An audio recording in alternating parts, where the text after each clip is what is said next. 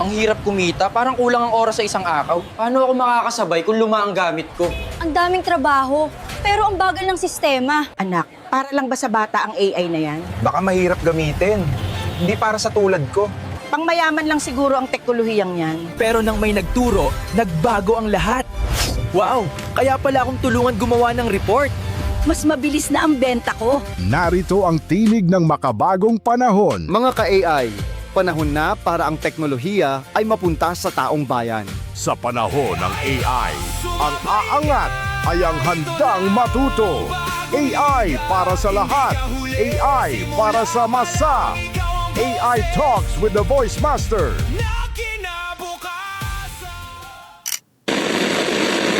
Welcome to the AI Talks with the Voice Master. Mula sa puso ng bayan hanggang sa dulo ng keyboard ng masa. Ito ang unang radyo at podcast show para sa AI ng mga ordinaryong Pilipino. Ito ang kwento ng AI na abot kamay ni Juan at Juana. Mga tanong mo, sasagutin natin. Mga kwento mo, itatampok natin. Dito, ang AI hindi lang para sa techie, kundi para sa tagakanto, guro, estudyante, OFW at bawat Juan at Juana. Kasama ang nag-iisang the AI Voice Master of the Philippines, Pocholo de Leon Gonzales. Ito ang AI Talks with the Voice Master. Dito lang sa Radyo Pilipinas. Hello, great day, mabuhay, isang mapagpala at mapagpalayang araw na naman sa inyo ng Sabado, mga ka-AI, mga ka-authentic innovators. Ako po si Pocholo de Leon Gonzales, the Voice Master of the Philippines. Ayan, ako rin ang tinatawag na the AI Voice Master. Ako rin po yung founder ng Creative Voices Productions, AI Education PH, at syempre ang AI Negosyo, no? At ang inyong kasama sa bawat linggo dito lang sa AI Talks with the Voice Master. At ngayong mga araw na ito, mga ka-AI, medyo kakaibang ating episode. Dahil hindi ako nagsasalita mula dito sa studio sa Pilipinas. Wala ako sa Makati at hindi ako nasa isang conference room. Hindi ako nasa isang classroom, no? Obviously. At nandito ako ngayon sa London, England, United Kingdom. At habang sinasabi ko ito, nandito ako ngayon sa paligid ng London Bridge. Opo. Opo mga ka-AI, London Bridge. Actually, yun ang Tower Bridge, andun yung London Bridge. Pero tinatawag na London Bridge City. Hindi lang ito simpleng tulay. Para sa akin, simbolo ito ng koneksyon. Koneksyon ng nakaraan at kinabukasan. Koneksyon ng kultura at teknolohiya. Koneksyon ng Pilipinas sa buong mundo, no? At habang nakatayo tayo rito, ramdam na ramdam mo ang kasaysayan ng London, no? Sa paligid, may mga lumang gusali, may modernong train system, may mga taong naglalakad papunta sa trabaho, may mga turista, may mga negosyante, may mga estudyante, at may mga creators din at innovators. At dito mo makikita ang isang malaking katotohanan. Ang bansang marunong mag-ingat sa kasaysayan, mas marunong humarap sa kinabukasan. Yan ang unang aral natin ngayong episode na ito dahil ang pag-uusapan natin, no? Pag-uusapan natin ngayon ay hindi lang London, hindi lang travel, hindi lang magandang tanawin. Ang pag-uusapan natin ngayon ay ang London Tech Week 2026. At higit sa lahat, ang paglahok ng Department of Science and Technology o DOST sa isa sa pinakamalaking technology gathering sa buong mundo. Kaya mga ka-AI, ito ay hindi lang ordinaryong balita, no? Ito ay isang malaking mensahe. Ang Pilipinas ay hindi lang nanonood sa global technology revolution. Ang Pilipinas ay nagsisimula ng tumayo sa entablado, no? At ang tanong natin ngayon dito ay handa na ba? Handa na ba tayong mga Pilipino na hindi lang maging users ng technology, kundi maging creators, builders, innovators, founders, storytellers, educators, at global innovators? Yan ang pag-uusapan natin ngayon, dito lang sa episode 43 ng The AI Talks with the Voice Master. Mga ka-AI, habang, alam mo yun, pag sinabi mo kasing London, ayan, maraming pumapasok sa isip natin, di ba? Yung Big Ben, ayan. Tulad niyan, ayan, Buckingham Palace, Red Bus, Tube, YouTube, rainy weather tulad ngayon. Grabe, ngayon ko lang nalaman, lagi palang umuulan dito. Siyempre, royal family, si Harry Potter, yan, may picture din tayo doon. At siyempre, London Bridge, no? Pero habang naglalakad ako dito kanina, hindi lang ako turista din, no? Observer din ako.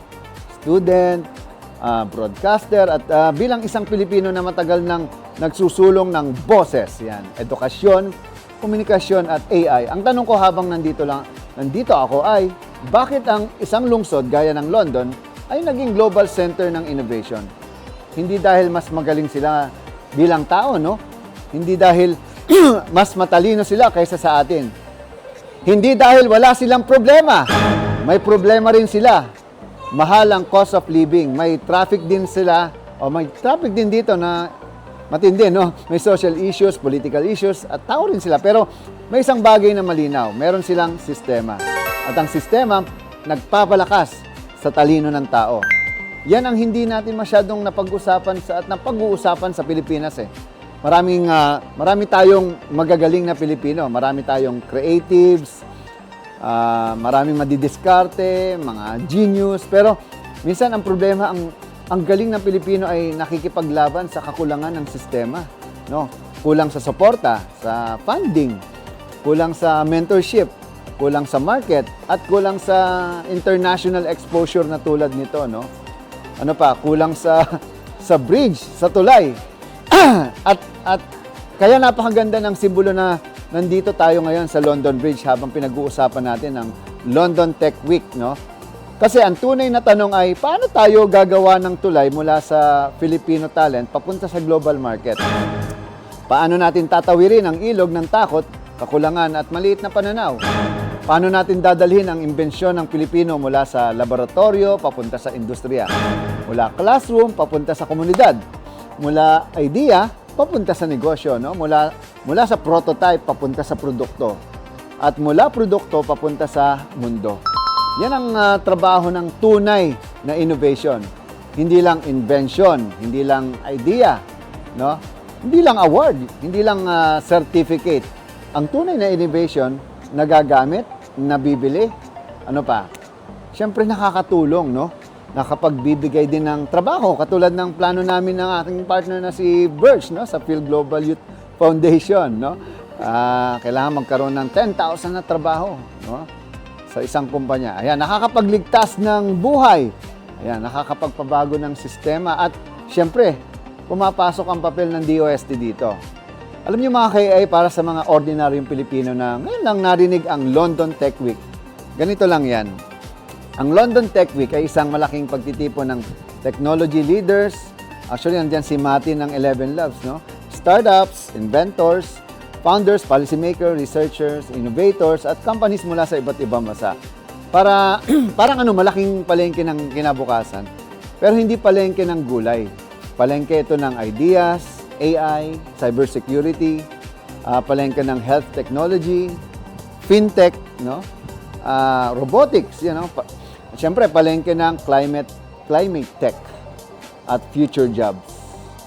Mga global partnerships. At kapag sinabi nating palengke, hindi ko minamaliit, no?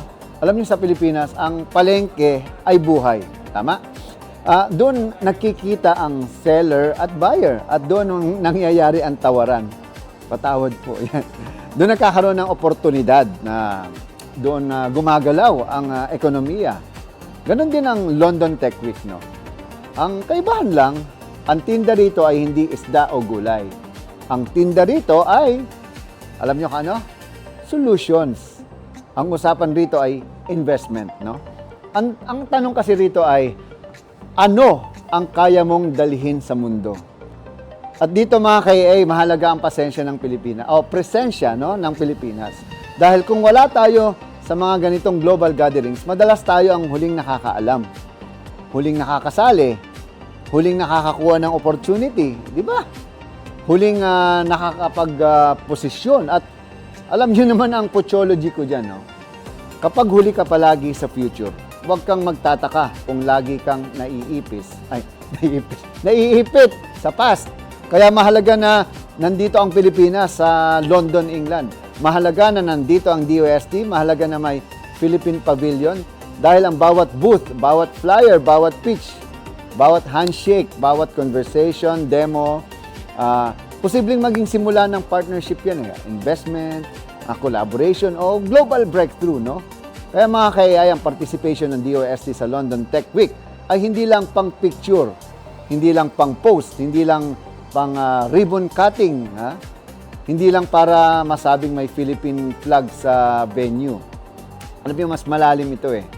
Ang DOST, lalo na sa pamamagitan ng DOST TAPI o Technology Application and Promotion Institute, ay may mahalagang papel sa pagdadala ng Philippine technologies sa market. Sa simpleng salita, kapag may imbensyon ng Pilipino, paano ito magiging negosyo? Kung may research ang scientist, paano ito mapapakinabangan ng tao? At kung may prototype ang startup, paano ito lalabas ng laboratorio? Kung may brilliant idea ang Pilipino innovator, paano ito makakarating sa investor, distributor, hospital, school, factory, LGU o global market? Yan ang malaking tulay. At sa London Tech Week, may oportunidad na ipakita sa mundo na hindi lang tayo magaling sa service. Hindi lang tayo magaling sa call center, sa entertainment, sa caregiving, yan. Hindi lang tayo magaling sa pagiging OFW. Magaling din tayo sa science. Magaling tayo sa health, technology, at sa materials engineering. At magaling din tayo sa learning technology, no? At digital solutions. Ano pa ba? Magaling din tayo, di ba, sa invention. Magaling tayo sa applied innovation. At dapat marinig ng mundo yan, no? Kasi alam mo, minsan mga ka-AI, ang problema sa Pilipino, hindi kakulangan sa galing, no? Kakulangan sa amplification. May boses tayo pero hindi lang laging naririnig. May produkto tayo pero hindi laging nakikita. May research tayo pero hindi laging nabebenta. May talent tayo pero minsan kulang sa platform. At bilang The Voice Master, yan ang lagi kong sinasabi. Ang boses na hindi ginagamit, nawawala. Ang galing na hindi ipinapakita, nakakalimutan. Ang imbensyon na hindi na isasalaysay ay hindi naintindihan. Kaya mahalaga ang storytelling sa science, no? Tulad ng ginagawa ko, I'm your storyteller. Mahalaga ang communication sa innovation. Mahalaga ang branding sa technology. Mahalaga ang voice sa global competitiveness at hindi sapat na maganda ang technology mo, Kailangan kaya mong ikwento kung bakit ito mahalaga. Kailangan kaya mong ipaliwanag sa ordinaryong tao na, di ba? Kailangan kaya mong kumbinsihin ang investor. Kaya mong ipakita ang human impact dahil ang mundo ngayon ay hindi lang naghahanap ng invention. Naghahanap ang mundo ng solusyon na may kwento, may purpose, may impact at may malinaw na market. Alright? Alam niyo, sa London Tech Week, ang Philippine Pavilion ay isang napakahalagang simbolo, no? Isipin niyo ito, isang malaking global event. May espasyo ang Pilipinas, no? May pangalan ang Pilipinas. May bandera ang Pilipino, ang Pilipinas. Diba?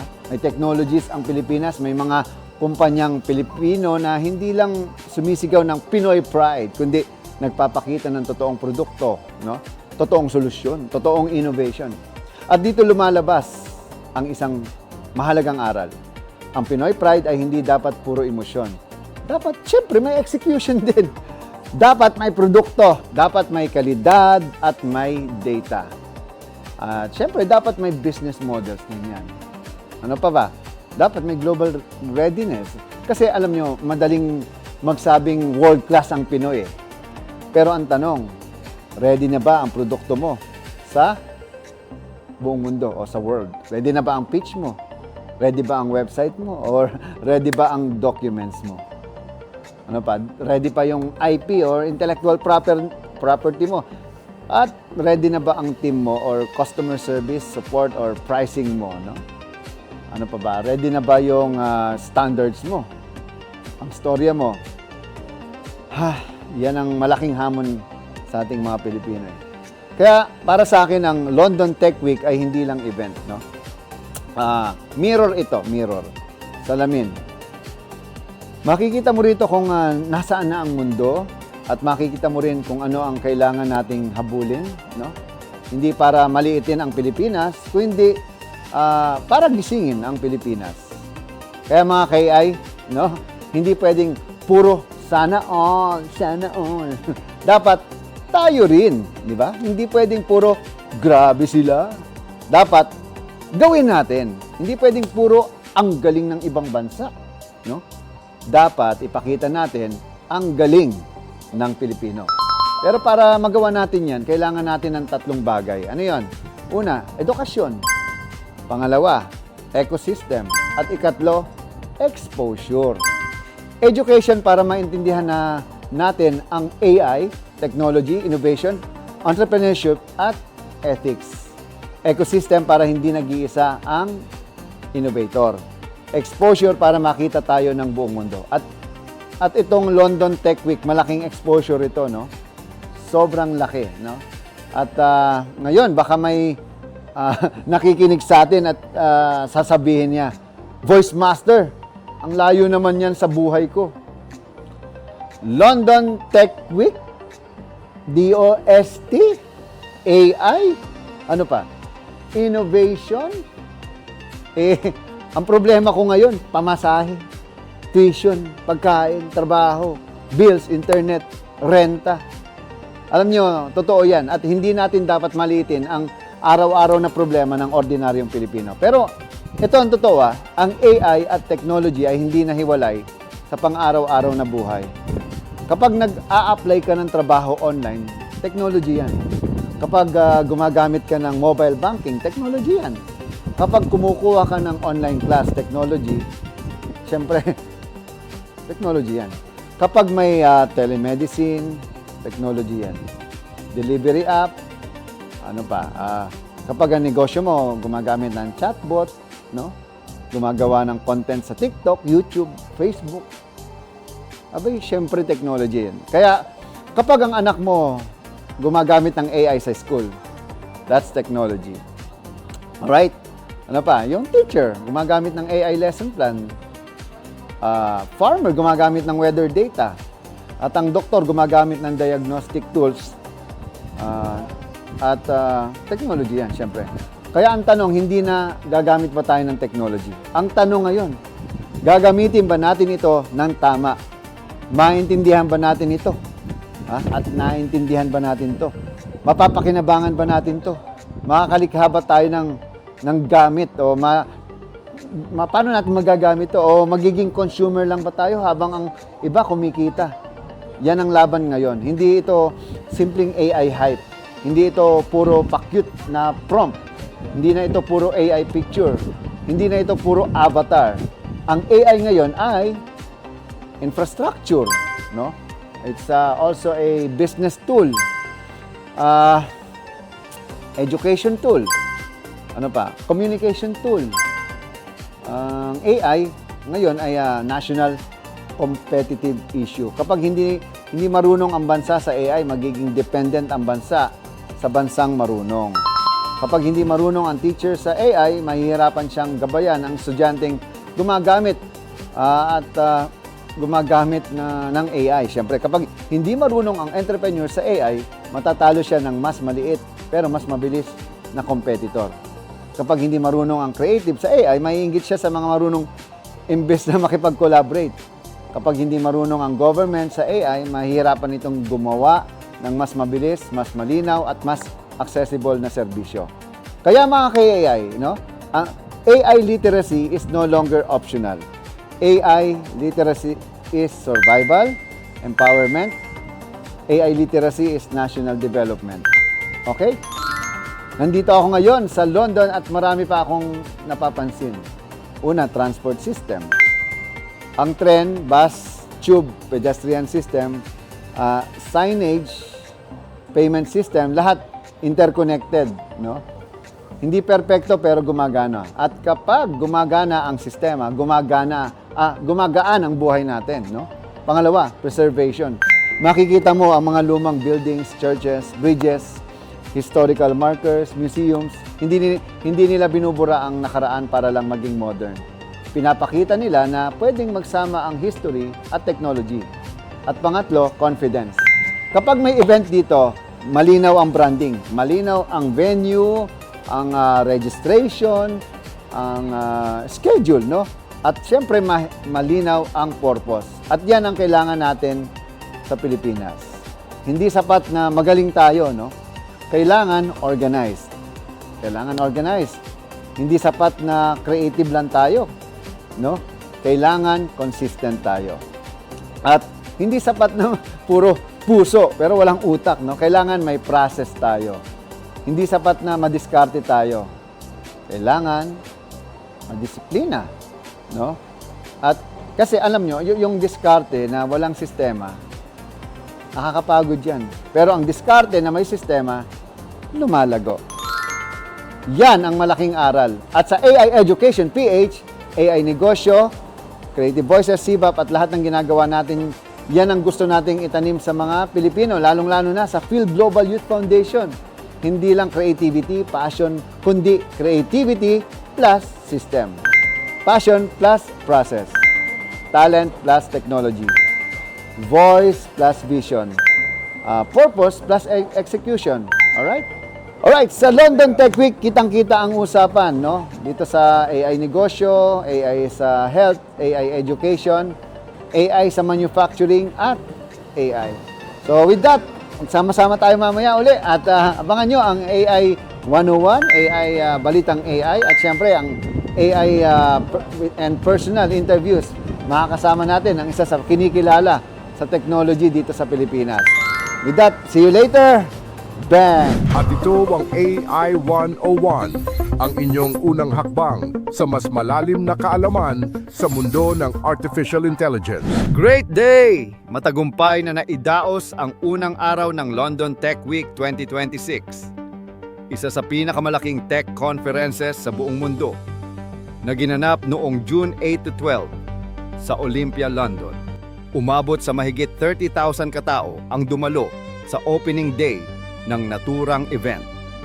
Kabilang sa mga nagbigay ng talumpati sina Sakir Sharma at Sadiq Khan na tinalakay ang lakas ng tech economy ng United Kingdom at ang kahalagahan ng responsible technology at inclusivity sa mundo ng inobasyon. Malaking bahagi ng usapan ang artificial intelligence, kung saan nagtanghal ang mga higanting kumpanya tulad ng Microsoft at AWS. Tampok din ang mga session sa fintech, sustainability, at quantum technology. Ayon sa mga organizer, 89,700 enterprise leaders, 8,200 startups, at 400 speakers ang inaasahang makikilahok sa buong linggo ng kaganapan. Tuloy-tuloy ang mga kaganapan sa London Tech Week 2026. Sa kanyang ikalawang araw, mas marami pang inobasyon at talakayan ang sumabak. Mula sa AI hanggang sa robotics at quantum technology. Puno ng makabuluhang diskusyon ang Day 2 ng London Tech Week na ginanap sa Olympia, London. Tinalakay ng mga eksperto ang AI innovation, kung paano nito pinapabilis ang paglago ng ekonomiya at pagpoposisyon sa UK bilang isang pandaigdigang leader sa artificial intelligence. Tampok din ang mga sesyon sa deep tech, robotics, cloud computing, at cybersecurity. Nagtanghal ang mga founder ng startup sa Founder's Pitch, kung saan ipinakita nila ang kanilang mga makabagong ideya sa harap ng mga panel ng investors. Kabilang sa mga naging bahagi ng usapan ang paggamit ng quantum computing bilang susunod na malaking driver ng AI breakthroughs. Kasama ang mga leader mula sa Tech UK at iba pang organisasyon. Mula sa AI, robotics, at space innovation, patuloy na pinatutunayan ng London Tech Week na ang kinabukasan ng teknolohiya ay ngayon na. Mula sa Olympia, London, nagmarka ang Day 3 ng London Tech Week bilang isa sa pinakaabangang araw dahil sa unang pagdalo ng HRH, Prince William, sa naturang event. Sumali siya sa isang panel kasama ang entrepreneur at podcaster na si Jake Humphrey, kung saan tinalakay nila ang Homewards program, ang advokasya ng prinsipe na labanan ang homelessness sa pamamagitan ng teknolohiya. Kasabay nito, nagpatuloy ang mga session sa AI Arena, Deep Tech at Climate Tech, kasama ang mga leader mula sa Tech UK at iba pang global companies. Ang tema ng ikatlong araw, Technology Creating Positive Impact. Pinatunayan ng London Tech Week na ang teknolohiya ay hindi lang para sa negosyo, kundi para sa mas malawak na pagbabago sa lipunan. Muling magbabalik ang The AI Talks with the Voice Master. Huwag kayong aalis, babalik kami.